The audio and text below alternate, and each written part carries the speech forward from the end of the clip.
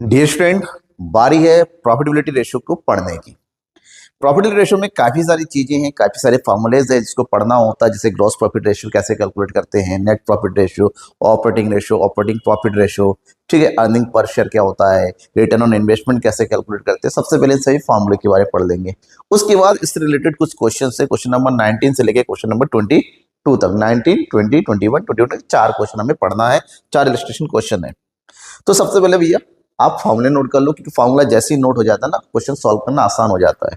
तो जो formulas note करेंगे वो कुछ इस तरह से है। ग्रॉस प्रॉफिट रेशियो हमारे पास गिवन है, और ग्रॉस प्रॉफिट रेशियो कैलकुलेट करने का तरीका होता है gross profit divided by revenue from operation multiply by 100। अब बात ये कि ग्रॉस प्रॉफिट कैसे कैलकुलेट करेंगे। ग्रॉस प्रॉफिट प्रॉफिट जैसे तो रेवेन्यू माइनस कॉस्ट होता है, तो जो भी टोटल सेल्स होता है हमारे पास, सेल्स सेल्स में से कॉस्ट को माइनस कर देंगे तो हमें ग्रॉस प्रॉफिट मिल जाएगा। इसके अलावा जो कॉस्ट ऑफ गुड्स सोल्ड यानी कि कॉस्ट कैलकुलेट करने का तरीका होता है, कॉस्ट कैलकुलेट करने का ओपनिंग इन्वेंट्री में परचेस को ऐड कर देंगे, डायरेक्ट एक्सपेंस को हम क्या कर देंगे, प्लस कर देंगे, और उसमें से माइनस कर देंगे क्लोजिंग इन्वेंट्री। अगर गिवन है तो क्लोजिंग इन्वेंट्री को क्या कर देंगे, माइनस कर देंगे, तो यहां से हमें कॉस्ट ऑफ गुड्स सोल्ड मिल जाएगा। तो cost of operating from cost of revenue from operation, ये कॉस्ट ऑफ गुड्स सोल्ड एक ही चीज है, तो रेवेन्यू में से हमें कॉस्ट को माइनस कर देना है। तो ग्रॉस प्रॉफिट को हम रेवेन्यू से डिवाइड करके मल्टीप्लाई कर 100 से ग्रॉस प्रॉफिट रेशियो हो जाएगा। ये पहला फार्मूला है। Next formula is operating ratio. देखिए ऑपरेटिंग रेशियो और ऑपरेटिंग प्रॉफिट रेशियो में अलग है। ऑपरेटिंग रेशियो हमें बताता है सेल्स का और ऑपरेटिंग एक्सपेंस के बीच में क्या रेशियो, जबकि ग्रॉस प्रॉफिट ऑपरेटिंग प्रॉफिट बताता है कि सेल्स के कंपैरिजन में हमारा ऑपरेटिंग प्रॉफिट कितना हो रहा है। तो यहाँ पर ऑपरेटिंग रेशियो के लिए सबसे पहले ऑपरेटिंग एक्सपेंस, जिसमें cost of revenue from operation, operating expense में से ऑपरेटिंग इनकम को माइनस कर देंगे, डिवाइड कर देंगे रेवेन्यू फ्रॉम मल्टीप्लाई बाय 100। ठीक है, तो ऑपरेटिंग एक्सपेंस में क्या आ जाता है, ऑपरेटिंग एक्सपेंस में employ benefit expense, depreciation, amortization और अदर एक्सपेंसेस। अदर एक्सपेंस में बेसिकली हमारे पास जैसे आपका ट्रेडिंग एक्सपेंस हो गया, एडवर्टीजमेंट एक्सपेंस हो गया, या फिर एडमिनिस्ट्रेटिव एक्सपेंस हो गया, सेलिंग एक्सपेंस, वो सब आ जाता है। ऑपरेटिंग इनकम में trading commission receive, cash discount receive, ये सब इंक्लूड होता है। अगला फॉर्मूला है ऑपरेटिंग प्रॉफिट रेशियो। तो ग्रॉस प्रॉफिट से ऑपरेटिंग प्रॉफिट निकालना पड़ता है। पहले ग्रॉस प्रॉफिट निकालो, उसमें से ऑपरेटिंग एक्सपेंस माइनस कर देंगे और ऑपरेटिंग इनकम को क्या कर देंगे, प्लस कर देंगे। ये फॉर्मूला होता है। नेक्स्ट जो फॉर्मूला है वो है नेट प्रॉफिट रेशियो निकालने का। तो ग्रॉस प्रॉफिट में से जितने भी इनडायरेक्ट एक्सपेंसेस है माइनस कर दो, जितने भी इनडायरेक्ट इनकम है प्लस कर दो, तो इससे नेट प्रॉफिट आ जाएगा। और नेट प्रॉफिट आफ्टर टैक्स सारे तरह सबको माइनस करने के बाद divided by revenue from operation की सेल्स मल्टीप्लाई बाय 100। उसके बाद आता है रिटर्न ऑन इन्वेस्ट, सबसे इंपॉर्टेंट है। जो ओनर शेयर होल्डर्स अपने पैसे बिजनेस में लगाता है उसको पता होना चाहिए बदले में हमें रिटर्न कितने मिलने वाला है। तो हर एक बिजनेस में रिटर्न ऑन इन्वेस्टमेंट कैलकुलेट करना पड़ता है कि इन्वेस्टमेंट की कंपेरिजन में रिटर्न कितना हो रहा है। यहां पर इसको कैलकुलेट करने का अपना तरीका है। क्या तरीका है बेटा, वो देखो।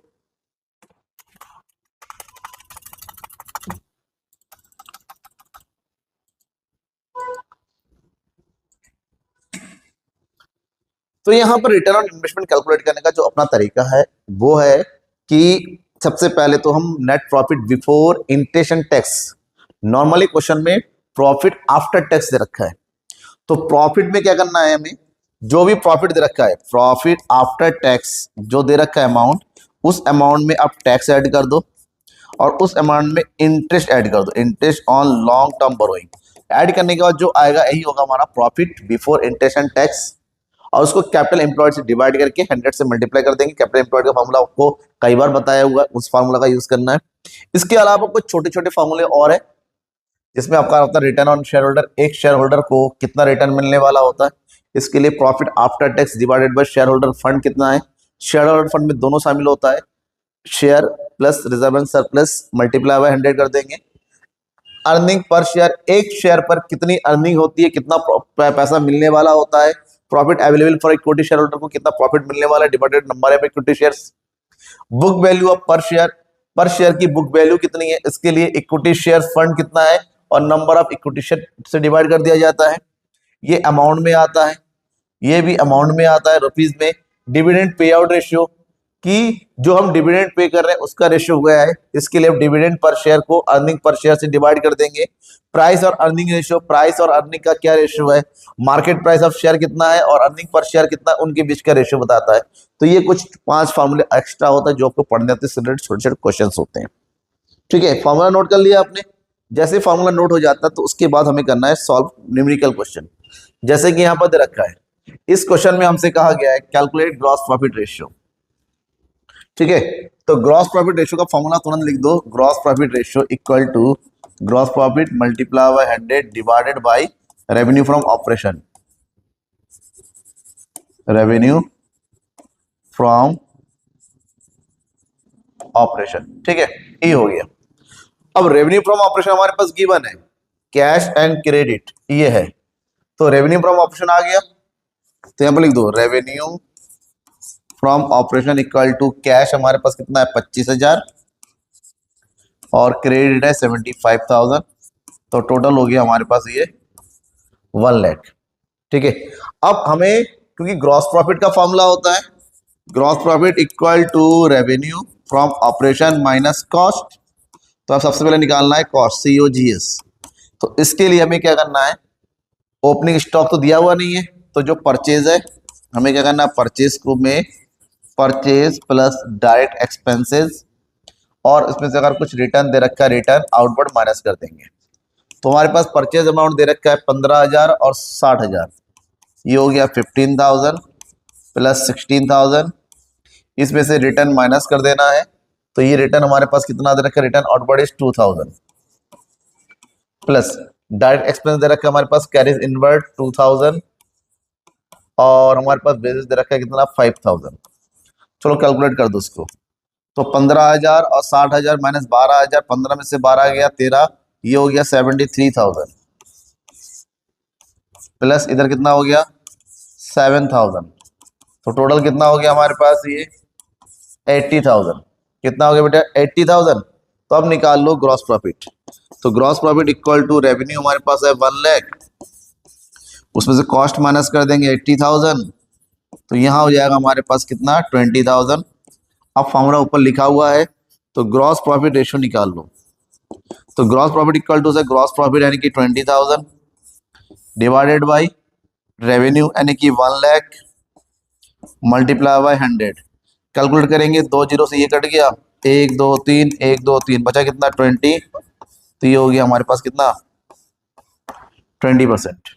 ठीक है, जल्दी से स्क्रीनशॉट ले लो। ठीक है, हालांकि सॉल्यूशन तो दे रखा है, आपको समझना ही है। जो नेक्स्ट क्वेश्चन है हमारे पास, इसमें क्या पूछा गया है, इसमें पूछा गया है gross profit ratio and operating ratio दोनों। तो पहले हम ग्रॉस प्रॉफिट रेशियो निकाल लेते हैं। ग्रॉस प्रॉफिट रेशियो यानी कि फर्स्ट वन हमें निकालना है ग्रॉस प्रॉफिट, इसके लिए ग्रॉस प्रॉफिट कैलकुलेट करना पड़ेगा। और ग्रॉस प्रॉफिट इक्वल टू हमारे पास दे रखा है revenue from operation minus cost of revenue from operation.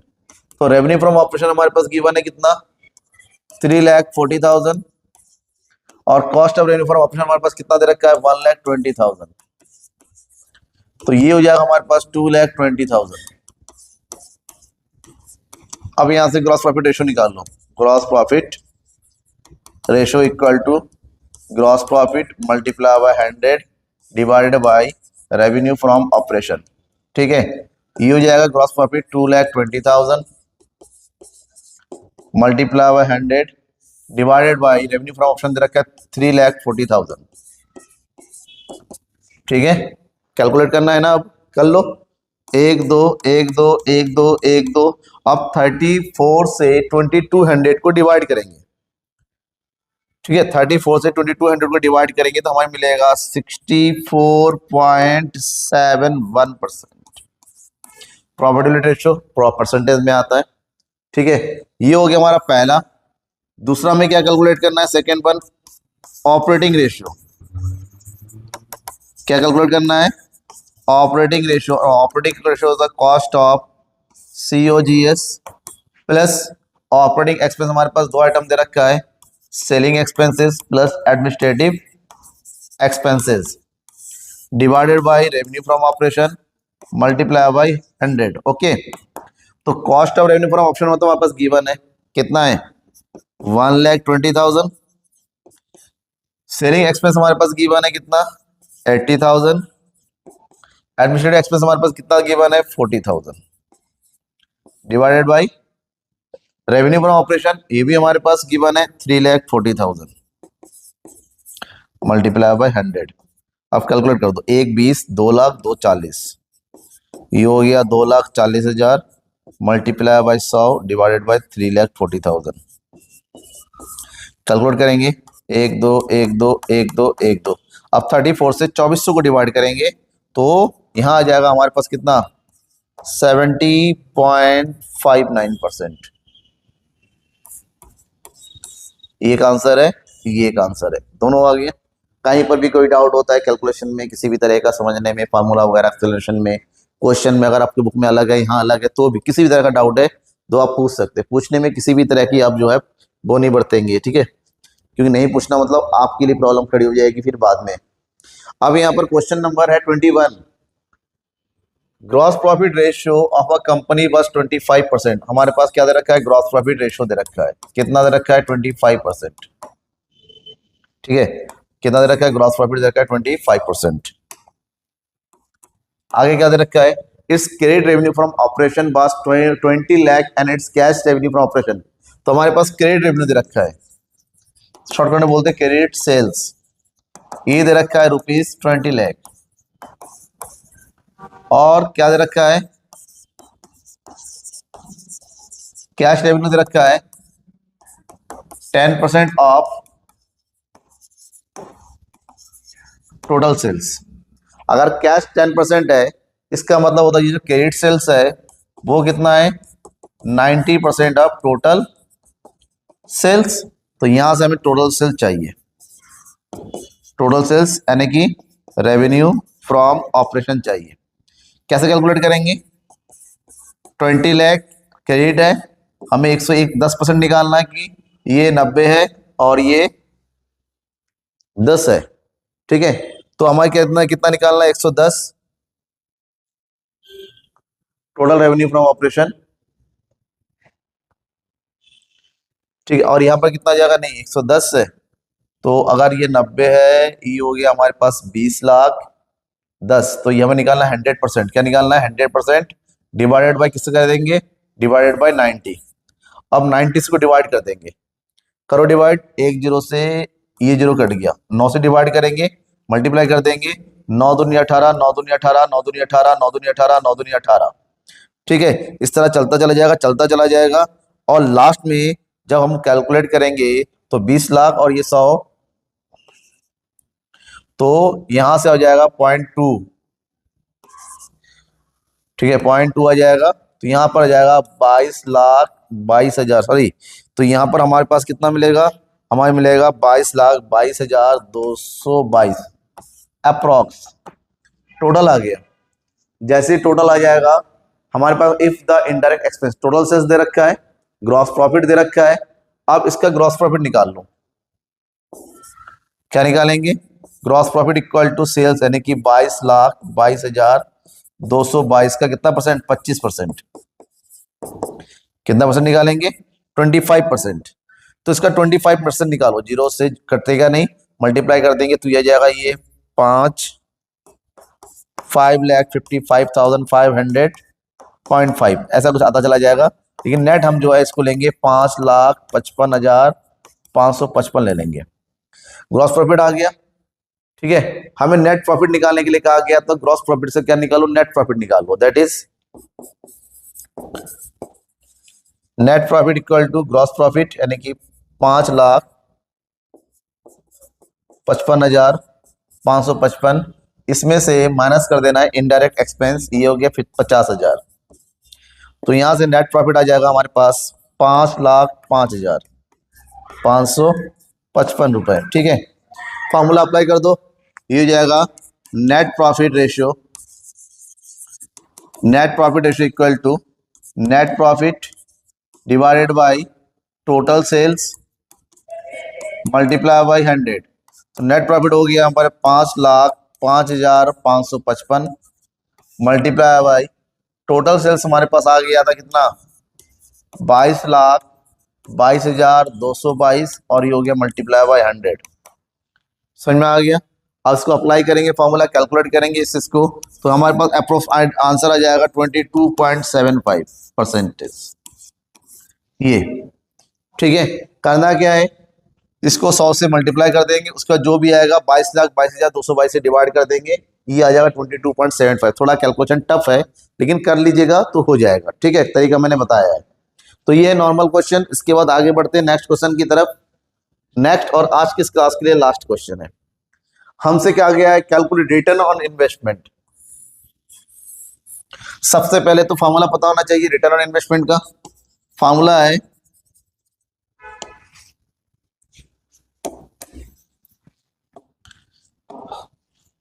Return on investment equal to profit before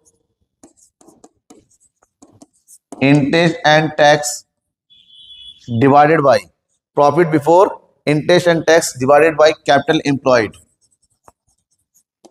capital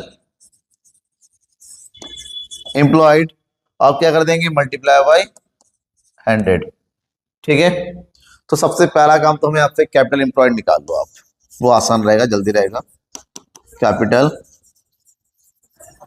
employed equal to हमारे पास शेयर कैपिटल दे रखा है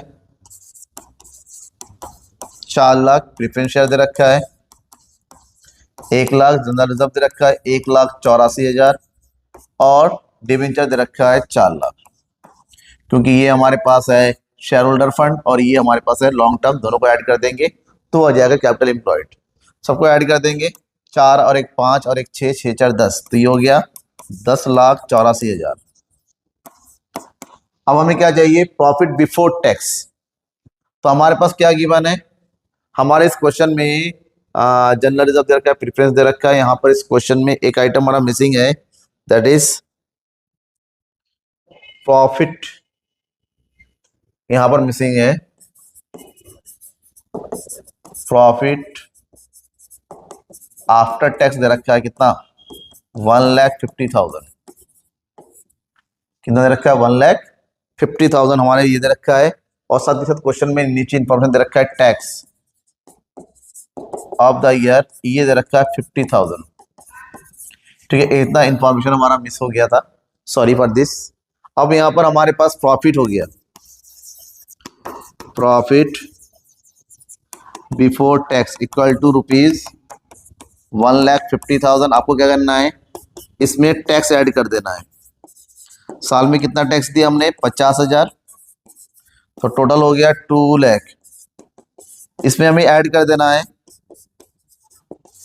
इंटरेस्ट ऑन डिवेंचर। अब इंटरेस्ट ऑन डिवेंचर कितना, 4 लाख, तो ये हो जाएगा 4 लाख का 10% कितना होता है, 40,000।